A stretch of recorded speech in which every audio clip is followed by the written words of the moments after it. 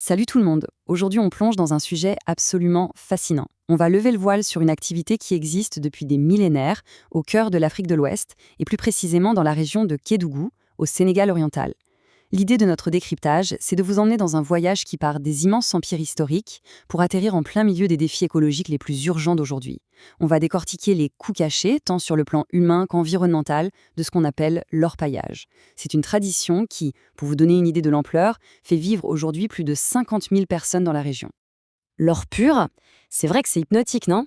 Ça fait des siècles que cet éclat rend l'humanité complètement folle, poussant des empires entiers à faire la guerre et des explorateurs à braver les océans.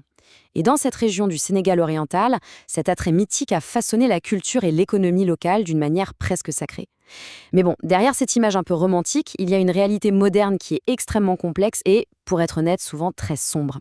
Pour vraiment comprendre comment on est passé d'une tradition hyper respectueuse à une véritable crise contemporaine, il faut d'abord qu'on gratte un peu sous la surface de l'histoire. Bon, comment on va aborder tout ça? C'est simple, on commence par les racines historiques de cette tradition, puis on passe au choc de l'exploitation moderne. Ensuite, on regardera l'impact écologique du mercure, on décryptera ce fameux paradoxe entre prospérité et pauvreté, et on finira par chercher des solutions durables. Allez, on y va. Partie 1. Une tradition aurifère qui remonte à très très loin. Ce qui est dingue quand on s'y penche, c'est que l'orpaillage artisanal ici, c'est pas juste un moyen de gagner sa vie. Historiquement, l'or de cette région a littéralement nourri de grands empires. Prenez l'empire du Mali par exemple. En 1325, le célèbre empereur Kankan Moussa fait son pèlerinage à la Mecque avec tellement d'or sur lui qu'il a fait chuter le cours mondial. C'est resté gravé dans les mémoires. Plus tard, au XVIIe siècle, c'est au tour des compagnies coloniales européennes de faire une fixation sur l'or du coin. Et le vrai pan de bascule moderne, c'est dans les années 70.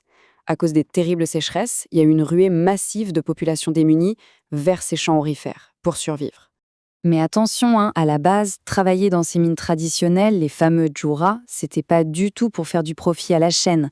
L'or y était traité avec une sorte de révérence mystique. C'était géré de manière hyper stricte par les anciens, le chef de famille, et l'or servait uniquement pour la survie de la communauté.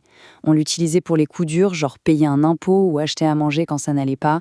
Bref, c'était une vraie économie de subsistance encadrée par des valeurs de partage et de discrétion. On arrive à la partie 2. Le grand bouleversement minier moderne. Et c'est là que ça se corse, parce que cette harmonie millénaire a littéralement volé en éclats. Aujourd'hui, la rupture est totale. Le sociologue Calignan a super bien documenté ça. On est passé d'une quête sacrée encadrée par les anciens à une véritable logique capitaliste de production de masse. Avec l'arrivée de grosses machines, comme les concasseurs et les broyeurs, le charme mystique a totalement disparu.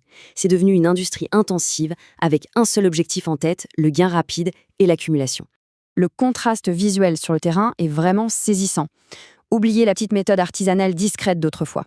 Aujourd'hui, on parle de camps surpeuplés, remplis de sacs de minerais empilés, avec une activité frénétique de jour comme de nuit. Ces nouveaux sites attirent des dizaines de milliers de travailleurs venus des pays voisins comme le Mali, la Guinée ou le Burkina Faso. Vous imaginez bien que ça crée une pression démographique et spatiale énorme sur des zones qui étaient autrefois gérées par des règles coutumières super strictes. Ce qui nous amène à la troisième partie, sans doute la plus alarmante, le mercure et le désastre environnemental. Parce que oui, cette nouvelle course à l'or mécanique a un prix, et l'environnement paye une facture astronomique. Si vous ne devez retenir qu'un seul chiffre de notre décryptage, c'est celui-là, 2. Pour chaque petit gramme d'or extrait via ces nouveaux procédés, c'est environ 2 grammes de mercure qui sont relâchés directement dans la nature. C'est complètement disproportionné, et c'est le coût toxique et invisible qui se cache derrière chaque pépite aujourd'hui. Et le pire, c'est que le mercure n'est que la pointe de l'iceberg. C'est un vrai effet domino sur l'écologie locale. Les rapports montrent une déforestation massive. Les paysages de la savane sont carrément défigurés. Les sols se dégradent tellement que l'agriculture devient impossible à certains endroits. Ajoutez à ça un air saturé en permanence par la poussière des broyeurs et bien sûr la contamination directe des cours d'eau, c'est une véritable tragédie pour la biodiversité d'une région aux écosystèmes déjà super fragiles. Quatrième partie, le paradoxe de la prospérité et de la pauvreté. Alors, face à tout cet or extrait, on pourrait se dire logiquement, bon, au moins la région doit s'enrichir à vitesse grand V, non?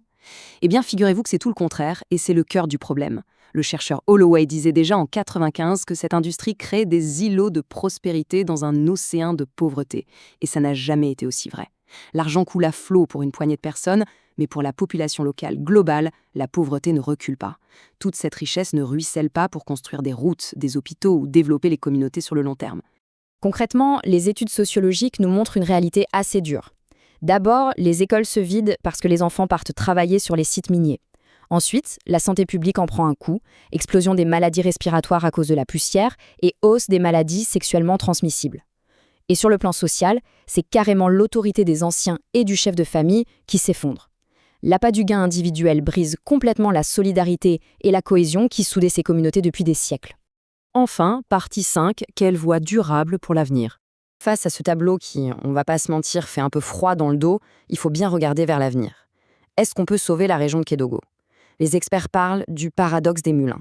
Ces machines sont à la fois source de richesse immédiate, mais aussi de destruction et de chômage à long terme. La solution, ce n'est pas d'interdire l'innovation, c'est d'avoir enfin des politiques minières cohérentes et rationnelles qui encadrent tout ça. Sinon, c'est simple, on va assister en direct à la disparition totale d'une civilisation millénaire. L'enjeu, c'est de trouver l'équilibre parfait entre technologie et protection de l'humain et de la nature. Et c'est exactement là-dessus qu'on va se quitter aujourd'hui. Comment faire évoluer l'orpaillage traditionnel, qui reste vital pour la survie locale, face à ces technologies de pointe, sans pour autant détruire les structures sociales qui lui ont donné son sens depuis des centaines d'années. C'est le défi monumental qui attend le Sénégal oriental aujourd'hui. Merci beaucoup d'avoir suivi ce décryptage avec nous et à très vite pour une nouvelle plongée fascinante au cœur des grands enjeux de notre époque.